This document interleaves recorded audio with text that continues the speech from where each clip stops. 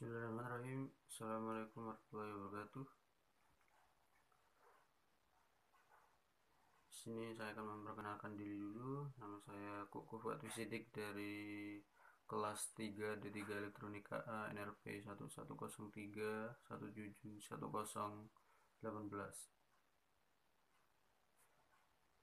Pada kesempatan kali ini, saya akan menjelaskan mengenai tugas makalah mata kuliah Keselamatan dan Kesehatan Kerja dan Standar Internasional.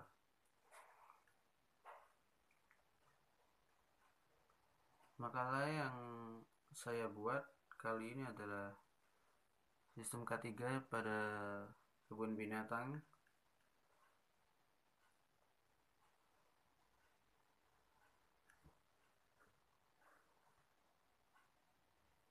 Banyak kecelakaan yang terjadi di kebun binatang, baik kepada pengunjung atau kepada pekerja dan dari pihak pengelola itu sendiri. Itu disebabkan karena tidak memenuhi standarnya sebuah kegiatan di sana. Terdapat kelalaian kecil di mana seperti lupa mengunci pintu pagar, dan juga disebabkan karena pagar yang kurang kuat dan kurang tinggi. Untuk uh, untuk pengunjung saja itu sudah dilindungi oleh Undang-Undang Pariwisata jika mengalami kecelakaan. Sebaiknya pihak dari kebun binatang telah memenuhi standar agar tidak menjadi traumatik tersendiri bagi pengunjung di sana. Sebagai contoh kecelakaan adalah pada tahun 2009 di Taman Safari, petugas kebersihan di Indonesia meninggal diterkam harimau karena lupa mengunci pintu. Mengunci pintu sendiri adalah suatu kebijakan, yakni aplikasi dari Undang-Undang SMK 3 yang diaplikasikan di kebun binatang. Jika itu tidak dilakukan maka akan berakibat fatal.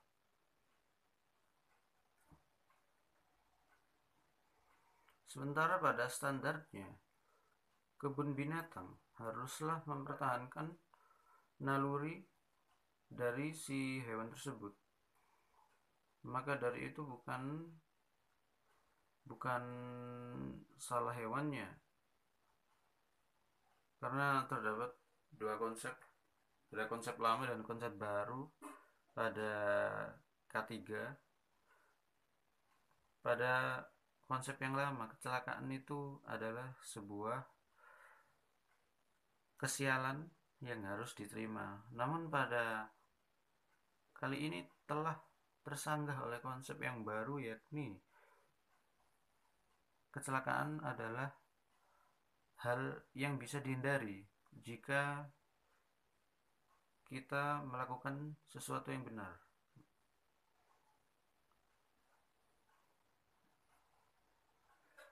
Salah satunya adalah standarisasi kebun binatang. Kebun binatang haruslah memenuhi standarisasi sebagai berikut. Contohnya nomor 1, pemberian makanan dan minuman. Makanan dan air adalah keperluan dasar.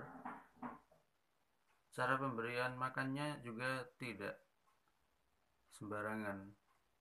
Pengunjung juga dilarang memberikan makanan oleh pihak kebun binatang. biasanya kebun binatang menyediakan atau menjual makanan sendiri untuk bisa diberikan kepada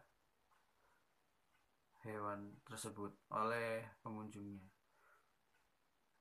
Pemberian makan sendiri oleh pengunjung dikontrol oleh kiper atau staff, dilakukan oleh orang-orang yang benar-benar ahli.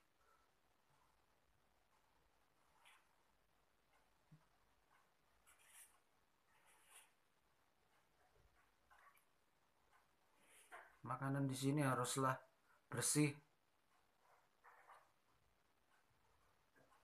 Pekerja dan animal keeper harus mengikuti instruksi ketat untuk kebersihan diri masing-masing dan harus mengikuti praktek hygiene kebersihan dalam mempersiapkan makanan satwa.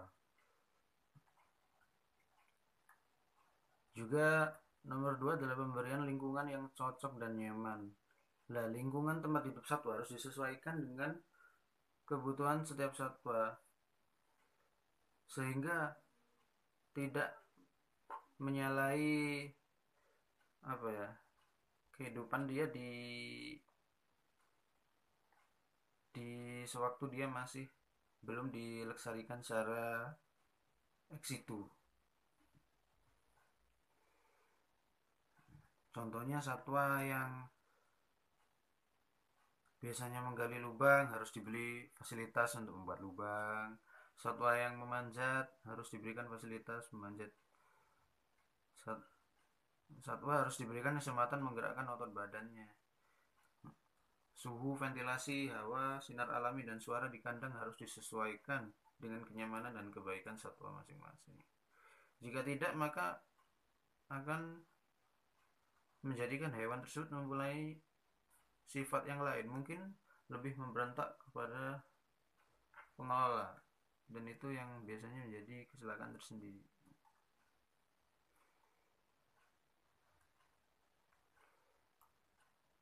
Pemberian perawatan kesehatan.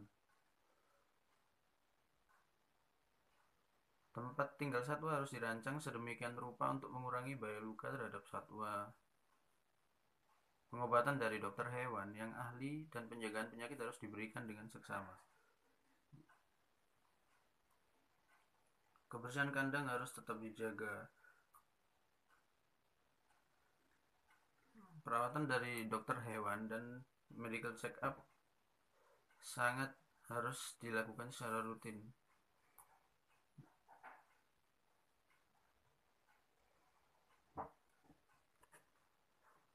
Ya, standarisasi yang lainnya adalah pemberian perlindungan dari rasa takut dan stres.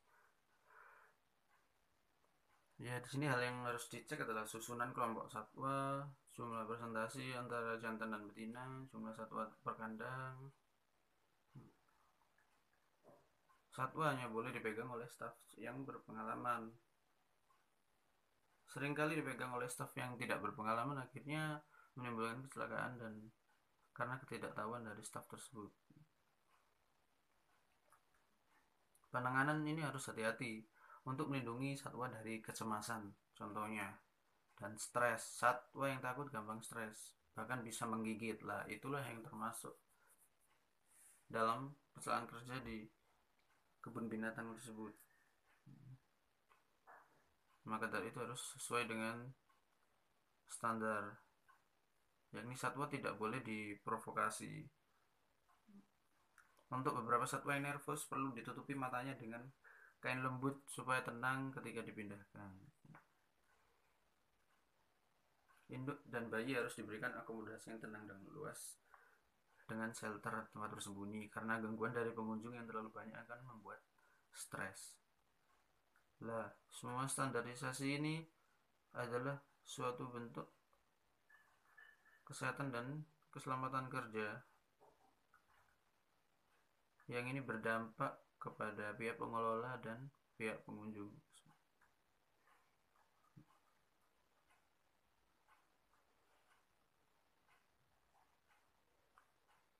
Itu saja penjelasan dari makalah saya kali ini.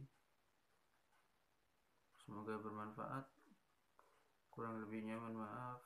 Wabillahi taufiq wal hidayah. Wassalamualaikum warahmatullahi wabarakatuh.